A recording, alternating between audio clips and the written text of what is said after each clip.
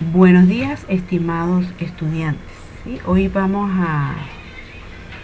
a través de esta pequeña video clase, vamos a hablar un poco sobre las diferencias y comparación del software libre. Bien, en el video anterior se les explicaba lo que era el software libre, retomando un poco el concepto de la misma. Este se refiere a la libertad que tenemos o que tiene el programador o que tiene el usuario de poder utilizar ese determinado software, ¿sí? Tal como fue concebido por Richard Stallman en su definición, donde él habla de las 4 libertades, ¿verdad? La primera libertad para ejecutar el programa en cualquier sitio, ¿ok? Yo puedo ejecutar cualquier programa que sea libre en cualquier equipo, en cualquier máquina, no hay ninguna restricción, ¿ok? Libertad para estudiarlo y adaptarlo a nuestras necesidades, cuando nosotros podemos agarrar el código fuente y podemos modificarlo en función a los requerimientos o a las necesidades, en este caso de la organización, ¿verdad? Esto exige el acceso al código fuente. Libertad de redistribución, ¿ok? De modo que se nos permita colaborar con vecinos y amigos o con las mismas instituciones. Yo puedo redistribuir esa aplicación. Y libertad para mejorar el programa y publicar esas mejoras. Yo puedo agarrar un programa, modificarlo, pero también lo puedo compartir. Todo eso, por supuesto, exige lo que es el código fuente. Bien. Por lo general, estas libertades permiten garantizar, por supuesto, de acuerdo con la legalidad vigente, por medio de una licencia, esa distribución, ¿ok? Porque allí permite plasmar esas libertades que tanto se mencionan, ¿ok?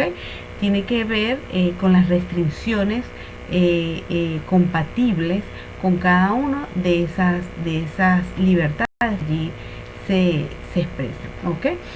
Incluso pues permite obligar a que los programas ajenos mejorados por nosotros, por el programador, sean libres, ¿ok? Promoviendo así lo que es la creación en sí de lo que es el software libre. Bien, hay un término que es muy, que tiende como a cierta confusión, que es el free, porque free en inglés es libre, ¿ok? Y a veces uno confunde ese término de free, de libre, como si fuera gratis, y no todos los software que son libres pues son gratuitos. Entonces tenemos que dejar eso por allí claro, ¿ok? Algunos términos relacionados a esta parte del software libre. Dice, equivalente a software libre es el término Open Source Software, que significa programa de fuentes abiertos, ¿ok? Son muy parecidos, promovido por Eric Reimers y la Open Source Initiative.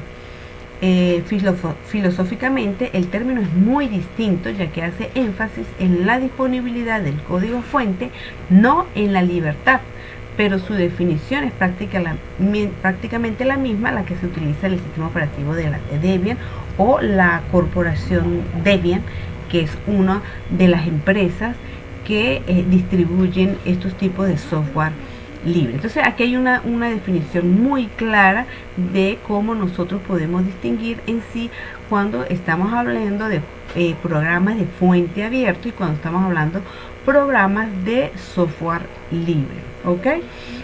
Entonces, básicamente este nombre es más políticamente aséptico, como muchos lo dicen, y recalca un aspecto muy técnico que puede dar lugar a ventajas técnicas, ¿ok? Como mejores modelos de desarrollo y por supuesto la parte de negocio y con lo que tiene que ver con la parte de seguridad, ¿ok? Fuertemente, por supuesto, esto ha sido criticado por el mismo autor del software libre, como es Richard Stallman, y muchas fundaciones que realizan software libre, ¿ok? Pues estos han encontrado mucha lo que tiene que ver con literatura comercial y estrategias de empresa que de alguna u otra manera apoyan estos modelos de software libre. ¿Bien? Ahora, otro término que se puede acudir con la parte del software libre tiene que ver con el freeware, ¿ok? Freeware, que significa programas gratuitos, ¿ok? Normalmente se ceden en binario y con derecho de redistribución.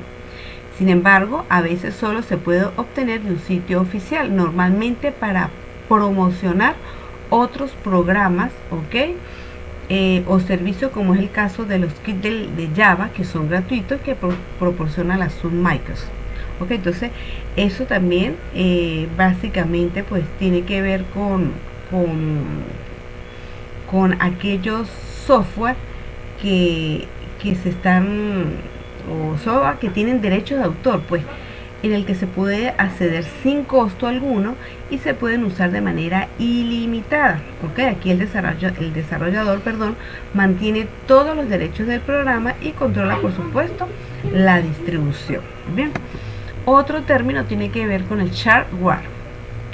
Bien, no es siquiera software gratis, dice allí, sino un método de distribución, ya que los programas generalmente sin fuente se pueden copiar libremente, pero no usar continuadamente sin pagarlo. La exigencia de pago puede estar incentivada por funcionalidad limitada o mensajes molestos, o una simple apelación a la moral del usuario, además de que las estipulaciones legales de la licencia podrían utilizarse en contra del infractor. ¿Qué significa esto? Que esto es un software comercial, ¿ok? Que se distribuye gratuitamente a los usuarios, ya sea en un formato limitado o en una versión de prueba que caduca. A veces nosotros bajamos software y dice software de prueba, ¿verdad? Pero sin embargo lo colocan a nosotros como una marca de agua que nos dice que ese tipo de aplicación, ese tipo de software no son gratuitos, son de una empresa en particular, ¿ok? Luego tenemos otro tipo de conceptos que significa el charityware o careware, generalmente shareware, pero cuyo pago se exige para una organización caritativa patrocinada. En muchos casos el pago no se exige, pero se solicita una contribución voluntaria. Algún software libre como Bing solicita contribuciones voluntarias, ¿ok? Voluntarias de este tipo. ¿Qué significa esto? ¿Okay? El shareware, como se señala allí, es un software distribuido de tal forma que beneficia la caridad. El término shareware es una variante del shareware y freeware, ¿ok? Algunos CAR son distribuidos gratuitamente y el autor sugiere algún pago destinada a una caridad. Entonces eso se podría, el mismo término lo dice, vamos a colaborar comprando ese software, pero ese pago no va directamente a la empresa, sino va a una parte social. Luego hablamos del dominio público. El dominio público, el autor renuncia absolutamente a todos sus derechos en favor del común, lo cual tiene que estar declarado explícitamente en el programa, ya que si no se dice nada, el programa es propietario y no se puede hacer nada con él. En este caso, y si además se proporcionan los códigos fuente, el programa es libre. ¿Qué significa esto? Es un software libre que no tiene un propietario, por ende no existe derecho de autor, licencia o restricciones de distribución. Este concepto del software libre público se diferencia de un freeware, el cual conserva los derechos de autor, o sea, es un dominio público, cualquiera lo puede utilizar, no hay que pagar por ello.